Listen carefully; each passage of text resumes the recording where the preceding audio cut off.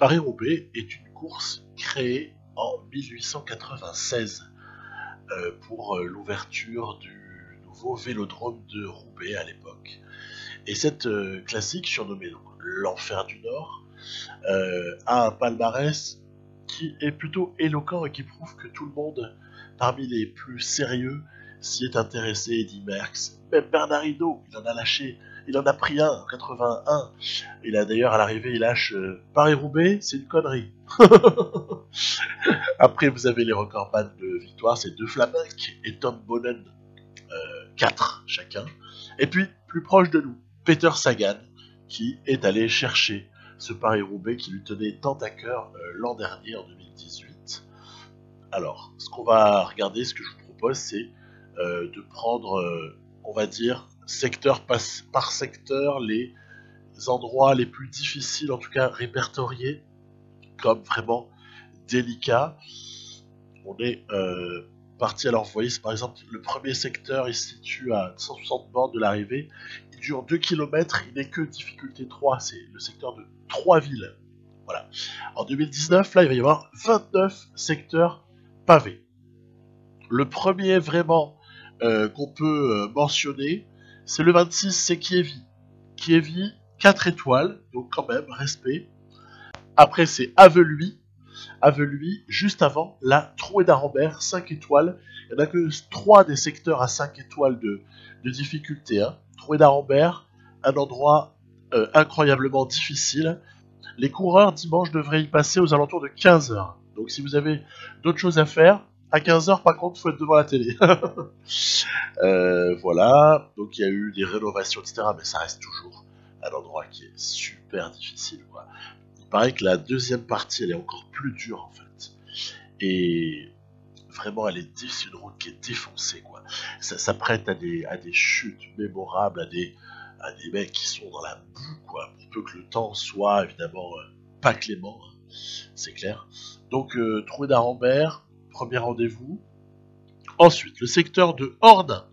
Ordin, bon, bah écoutez, c'est peut-être l'enchaînement qui est plus délicat après Arambert, en fait. Tillot, voilà, ou Tillot, je sais pas exactement. Auchy-les-Orchies. Voilà, on continue. Très bien, passage vers 16h environ à Auchy-les-Orchies. Et on arrive à Mont-Saint-Pével. Mont-Saint-Pével, ça devrait passer vers 16h15 à peu près. C'est important là, parce que Mont-Saint-Pével, c'est un endroit où il peut se passer des choses. Là, je pense qu'il faut vraiment être devant il faut être devant la course à ce moment-là. Quand on regarde par exemple en 2010, Fabian Cancellara, il avait pris quelques mètres d'avance sur un groupe emmené là par Tom Boonen qui réagit dès qu'il peut, quoi. Et en fait, Cancellara, malin, il rejoint les échappés. Derrière, Boonen, il a compris qu'il s'est fait piéger. Il fait le boulot lui-même. Et puis Cancellara, très très naturellement, va évidemment s'envoler à un moment donné.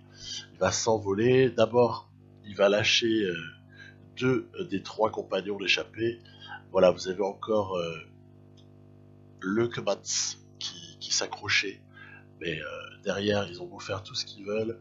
On est dans Mont-Saint-Pével, là, voilà. Leukemans, il va finir par lâcher, quoi. Il va finir par lâcher progressivement. Il y a un moment donné où il prend 1 mètre, 2 mètres, 3 mètres, 4 mètres, 5 mètres, c'est terminé. Bye bye. Bye bye Cancellara. On le reverra plus. À ce stade de sa carrière, c'est la deuxième victoire en 2010. C'est sa deuxième victoire à Roubaix. Cancellara. Voilà, parce qu'il y en a une avant en 2006. On va en parler juste après. Donc ensuite, secteur de Sizwa, Bourguel, Wanaha, on peut les regrouper en fait. Et puis on arrive, voilà, Canfin-en-Pével, difficulté 4 étoiles. Bah tiens, justement, parler de 2006, je l'évoquais, en 2006, Cancellara va là encore écrire une page de son histoire. Vous voyez, tiens, il est dans la roue de Tom Boonen, derrière. Il y a des gens qui ne sont pas présentés en tête au moment des secteurs pavés. C'est dangereux. C'est dangereux, il faut essayer, mais c'est facile à dire. Hein. Vachement facile à dire. Plus facile à dire qu'à faire. Les mecs n'ont pas réussi à être à l'avant, et puis derrière, allez, hop, tu chutes, machin, c'est terminé, quoi. Cancellara va se détacher comme ça assez légèrement, et mine de rien, le mec, on le reverra plus du tout. Voilà, une fois qu'il se sera débarrassé de son compagnon d'échappée, ce sera terminé. C'est Host pour le coup.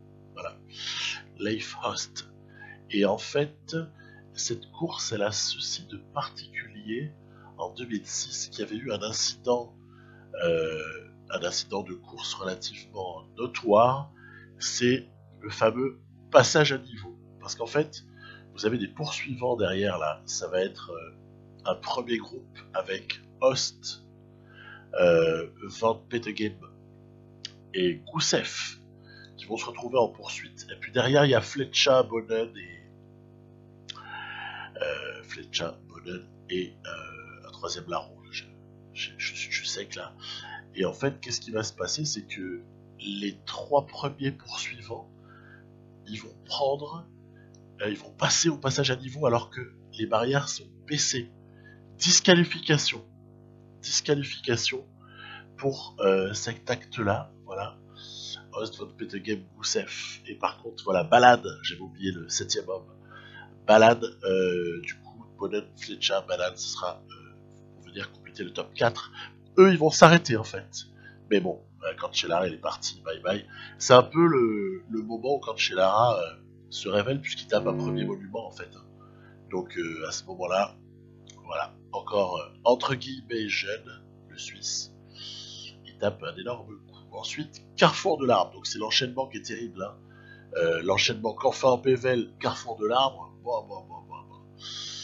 donc Carrefour de l'Arbre à cause du nom d'un restaurant qui s'appelle l'Arbre à cet endroit-là. Et puis en fait c'est un endroit où on a notamment en tête des attaques décisives pour certains, que ce soit Baggio en 85, Kuiper en 83.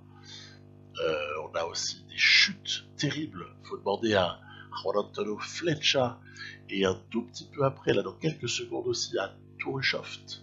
Donc c'est pas là, parce qu'en fait, sur ce moment-là, vous avez Bonnen et Ushoft qui se retrouvent tous les deux, et là, bam, Ushoft. Et c'est comme ça qu'au final, Bonnen, il va aller chercher un Paris-Roubaix 2009, au final, tout seul, parce qu'il était accompagné de Tourishoft, et au final, Tourishoft n'a pas été en capacité de résister, il est chuté. Donc victoire en solitaire de Tom Bonnen. Après, il ne faut pas croire que nécessairement vous sortez du carrefour de l'arbre en tête, vous avez course gagnée. C'est quelque chose qui n'est pas forcément vrai. J'ai mis Bye Bye Terpstra en sortie pour le coup de l'avant-dernier secteur Hem. Pourquoi je parle de ça? C'est parce qu'en 2014, en fait, vous avez Peter Sagan qui sort en tête au carrefour de l'arbre. Peter Sagan à l'image. Et au final, en sortie là, à voilà, environ 6 km de l'arrivée, vous avez Terpstra qui va profiter un petit peu du surnombre Quick Step. On est déjà un peu dans le registre qu'on connaît là sur certaines courses, le Wolfpack, avec ou sans Terpstra, ça continue encore. Hein.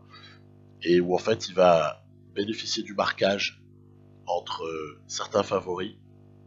Sagan le pauvre, il sait qu'il a raté sa chance. Même quand Cancellara est piégé, hein, faut pas croire. Hein. Et Terpstra va s'envoler vers une victoire solitaire cette année-là. Donc c'était un peu la première fois que Niki Terpstra a claqué une grosse victoire hein, au final. Hein. Ce Paris-Roubaix 2014, il est un peu fondateur en fait. Hein. Même à ce moment-là, Terpstra, on n'y aurait pas pensé avant la course. Quoi. Et là, ça c'est le sprint pour la deuxième place. Voilà. Donc, victoire de Terpstra cette année-là, chez Omega Pharma Quick Step. Donc, ok, très bien.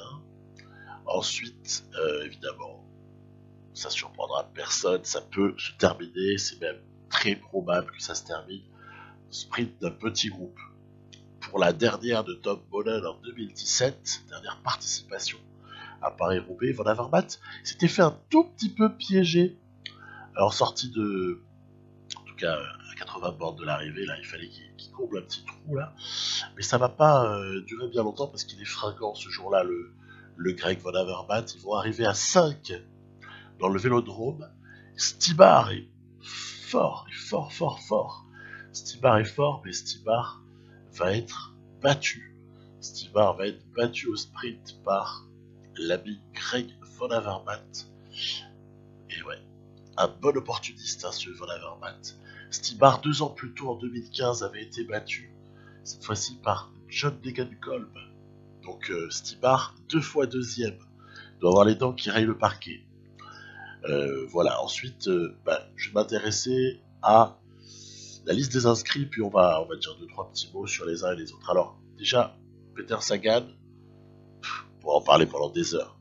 Peter Sagan, pic de forme ou pas pic de forme déjà à Roubaix, ou est-ce que vraiment il est focalisé sur Liège et sur l'Amstel Gold Race aussi, qui peut aussi choper en passant, parce que c'est tout à fait dans ses cordes.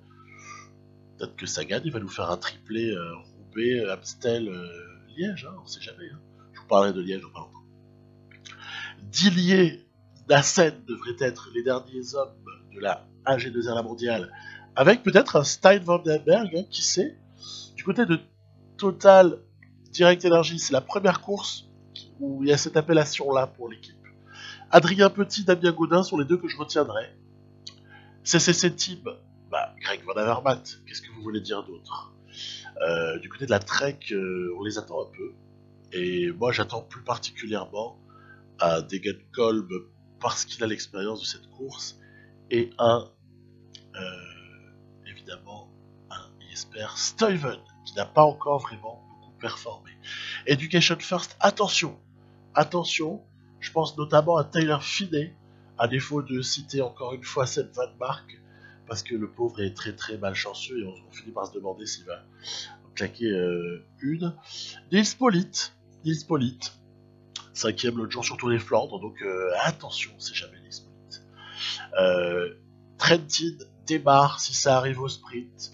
Benoît s'il y a une circonstance de course. Wout van Aert paraît très très costaud et la De Koning évidemment a beaucoup de clés, je vais en parler après. De la De Koning Quick Step. Puisqu'elle a quand même encore une fois les clés de la course, hein, en main. Après vous avez du côté des Sky où on peut sincèrement attendre de la présence sur le final. Hein. Rowe, Boscon, Stannard, Van Barle. Excusez du peu. Il y a moyen d'être présent. Hein. Alexander Christophe, faut jamais l'enterrer. Christophe Laporte. Moi je mettrais bien quelque chose sur lui en fait. Je sais pas pourquoi, en top 3 ou comme ça. Christophe Laporte, mec, il est vraiment beaucoup plus fort qu'il n'y paraît sur Classic, quoi. Donc voilà. Magnus Kortlis Nielsen, Matej Mohoric, sur des circonstances de course un peu heureuses, un Sutterlin, un Roulants, même si c'est un peu derrière lui, hein. Un Imanol Erviti peut-être, voilà. Après on peut éventuellement penser aussi à Edvald Boasson-Hagen qui performe, mais bon, après pour Arkea Samsic, Rampoud, Final Concept, Sunweb, Delco, Marseille-Provence, Wanty Gobert, j'ai pas grand chose à espérer. Voilà, donc pour la De Koning, en fait, il y en a beaucoup qui sont capables de gagner, mais je pense qu'il faut faire gaffe, mais super gaffe, à Philippe Gilbert. Il faut jamais mésestimer un champion. Vraiment. Après, il y en a aussi qui va être le leader, ça a été annoncé, c'est Zdenek Stybar. Donc à voir, suivant les circonstances de course. Même à Florian Sénéchal, sait-on jamais. Sénéchal, il peut peut-être faire quelque chose. Hein. Franchement, hein. Qui peut dire que Sénéchal va pas bénéficier à la Asgren ou à la Bob Jungels dans un registre un petit peu différent de circonstances de course? On sait pas en fait. On sait pas du tout. Donc voilà, après, voilà, je vous l'avais dit sur la Total Direct Energy, moi je vois plus Adrien Petit ou Damien Gaudin que Turgis en fait. Voilà. Mais bon, après, c'est très personnel. Hein. Chacun peut avoir un avis. Donc si je devais donner un podium, je vais vous le donner après, vous allez voir. Je vais vous le donner après. Je vais vous donner un petit podium, de toute façon ça coûte rien, même si on se trompe complètement, c'est pas grave. Et puis on peut s'amuser à le courir, quand on aime le jeu Pro Cycling Manager, c'est ce que j'ai fait. Donc évidemment, on ne peut pas ne pas évoquer la récente victoire, là, dans, je crois que c'était l'épisode 5 avec la Deceuninck Quick-Step de Philippe Gilbert, voilà, sur ce Paris-Roubaix, donc on avait couru, il était formidablement soutenu par un Zdenek Stybar, par un Yves Lampart, qui avaient, eux, échappé à des chutes auxquelles certains favoris n'avaient pas échappé. Et ça, c'était déjà un premier tournant de cette course. On voit qu'il y aura Peter Sagan, il y aura Niki Terpstra qui vont faire tout ce qu'ils peuvent pour rentrer, et puis au final, quand ils rentrent, ah là là, ils lâchent tout de suite, ou alors ils se font... Bon, je vous avoue que j'ai un peu aidé, j'avais accéléré, évidemment. C'est pas très charitable, mais en même temps, on n'est pas là pour se faire des politesses, je crois. Ok, donc il y avait eu un joli travail d'équipe pour que Gilbert puisse revenir sur, mine de rien, quand même 3 hommes qui avaient attaqué là. On les aperçoit, hein. C'est Stuyven, c'est Van Marke et Tish Benoît qui étaient, très très honnêtement, ils étaient sur le point de nous déposer. Hein. Dans le carrefour de l'arbre, là, ils avaient vraiment pris une jolie avance, et puis, quasi miraculeusement, je vais réussir à me raccrocher à Tish Benoît. Ouf, quoi. Parce que sinon, c'était course perdue. Vous laissez partir à 3, ciao, quoi. Ciao, ciao. Il reste pas grand chose. Derrière, il y a trop d'efforts à fournir. C'est tendu. Et puis donc, voilà. Une victoire, allez, je vais dire à la Greg Van Avermaet pour Philippe Gilbert. Sprint sur petit groupe. Là, ils sont 4. On a vu qu'en 2017, ils étaient 5. Voilà, bref. Puis après, on peut pas ne pas se laisser tenter par le fait de fabriquer une petite liste de départ sur Pro Cycling Manager. On prend notre petite feuille sur laquelle il y a tous les coureurs inscrits, et puis on y va, on inscrit tout ça pour avoir la vraie start list, et pour essayer de se le jouer avec plusieurs équipes. Alors, moi, je me suis amusé à faire un truc, c'est vraiment sans garantie, hein, vous allez voir. J'ai essayé de jouer avec la Cofidis. Voilà. Honnêtement, il n'y a pas de parti pris particulier, mais j'avais envie de voir. Voilà, j'avais envie de voir si j'étais capable d'emmener Christophe Laporte, je sais pas, moi, top 15, top 10, j'en sais rien. En tout cas, être dans la discussion, dans le final, quoi. Voilà. Quitte à ce qu'il se fasse un peu distancé par les plus forts des favoris, mais... Eh ben, j'ai été servi. Pendant assez longtemps, Christophe Laporte a pu accompagner les meilleurs. Voilà. Voilà. Ça ira même au-delà de la Tour Robert. Hein. Le moment où ça va se compliquer pour Christophe Laporte, ce sera 70-80 bornes de l'arrivée. Vous allez me dire, ah ouais, d'accord. T'as pas attendu les 20 derniers bornes, hein. Ben ouais, mais en fait, le soutien apporté à Laporte, et on sait que ça a quand même un rôle dans le jeu assez important, le soutien même en termes de protection, il était quasi inexistant pour des raisons diverses et variées. Il y avait, par exemple, du côté de la Cofidis, il y avait un Van Lerberg que j'avais destiné à accompagner Laporte le plus loin possible, mais il était en supra mauvaise forme au niveau de la prépa. Et ouais, c'est ça le problème quand vous faites course simple dans Pro Cycling Manager, c'est que vous n'êtes pas en mode carrière. Quand on n'est pas en mode carrière, on est pas à l'abri, on est à la merci d'une forme dégueulasse, bon encore ça, pourquoi pas, mais surtout d'un niveau de préparation dégueulasse. Vous allez voir juste après. Sur un autre exemple, je vous en parlais. Donc, bah voilà, on n'a plus qu'à regarder en fait la fin de la course. On a vu qu'il y a pas mal de gens qui se sont fait larguer aussi. Hein. Et vous avez vu, après la suraccélération à un moment donné qui nous a tués et qui a fait qu'on était hors course, quoi. Il y a un moment où ça a vachement temporisé. Ça, c'est un classique dans le jeu. Classique, sortie de Canfin en PVL à présent. On va rentrer dans le carrefour de l'arbre. Attaque de Greg Van Avermaet, qui est suivi par, évidemment, je vous le donne en mille, Zdenek Stybar. Ils partent tous les deux. Même Peter Sagan n'a rien pu faire. On parle pas de Trentin, bien sûr, aussi, hein, qui, si Sagan ne peut pas suivre, quand même, c'est pas vraiment pour Trentin. Et puis, Seb Van Marke est dans la même galère que Sagan, ils se sont fait déposer tous les deux. Bref, ça va se jouer entre 2 hommes attaque de Stibar que Van Avermaet a toutes les peines du monde à suivre. Derrière Stibar, il s'est replacé dans la roue. Il se replace dans la roue. Et alors, qui est-ce qui va l'emporter pour un remake ou une vengeance par rapport à 2017? Eh bien, c'est la vengeance. C'est la revanche de Zdeněk Stibar qui va cette fois-ci taper Greg Van Avermaet. C'est rigolo. Donc, même si j'ai vraiment été dégueulasse avec la Cofidis sur cette course-là, au moins on a la satisfaction d'avoir vu une issue qui est plausible, je dirais. Une issue plausible à 4, puis les deux Stibar Van Avermaet qui se détachent. Ouais, pourquoi pas. Moi je dis c'est un scénario comme un autre, surtout avec un Christophe qui vient comme ça compléter le podium.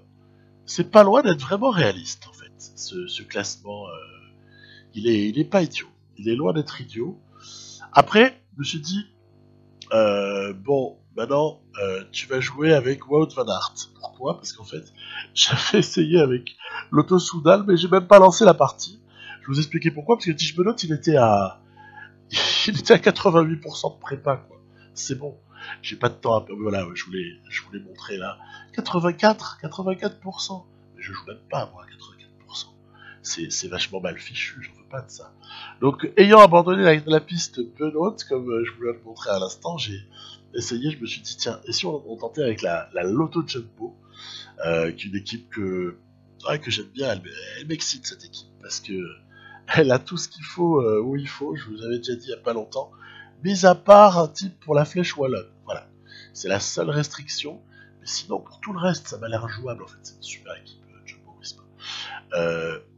Trêve de bavardage, Wout van Aert est un peu en difficulté. Ah, bah de pas grand chose, hein.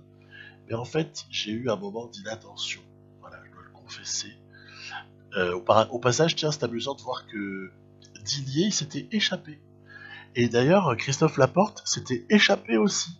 C'est amusant, hein, ce scénario, hein, où l'IA laisse partir certains. Et ouais, mais il y a un truc aussi devant, c'est que, punaise, on est en train d'essayer de tout faire pour se raccrocher à 3 mecs qui se sont barrés. Voilà, ça y est. Eh ben non. Oh, le truc horrible. Le truc à la Sagan sur la victoire de Gilbert, là, juste avant que je vous montre, avec la De Koenig. Le truc à la Sagan, c'est tu crois que t'es rentré, et de suite tu prends un petit gap, et bam, tu reviendras jamais. Regardez la barre d'énergie de Wout van Aert. Et puis alors, ne comptez pas sur Yves Lampart, et c'est normal, hein, pour nous rapprocher des 3 hommes de devant. Les quick step là, ils sont tranquilles, ils sont figurés de dos, ils ont repris Christophe Laporte à ce stade-là. Il y a Jesper Stuyven, il y a évidemment Zdeněk Stibar, et puis alors après, derrière, les gens ils ont plus que leurs yeux pour pleurer. Hein. Donc Lampart nous a un petit peu fait mal, et puis ça va être un mano à mano entre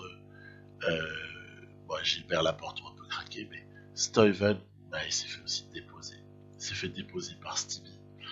Et donc, au final, Wout van Aert, moi je me disais, bon allez, sauve ta 6ème place.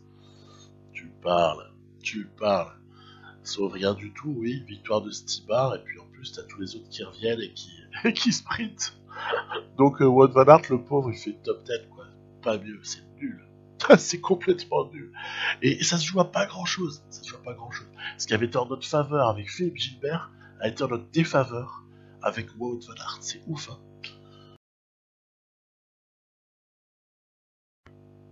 Et puis, pour conclure, de façon totalement boule de cristal, Madame Irma, donc absolument pas fiable du tout, c'est vraiment pour m'amuser, je vous donne mon top 3.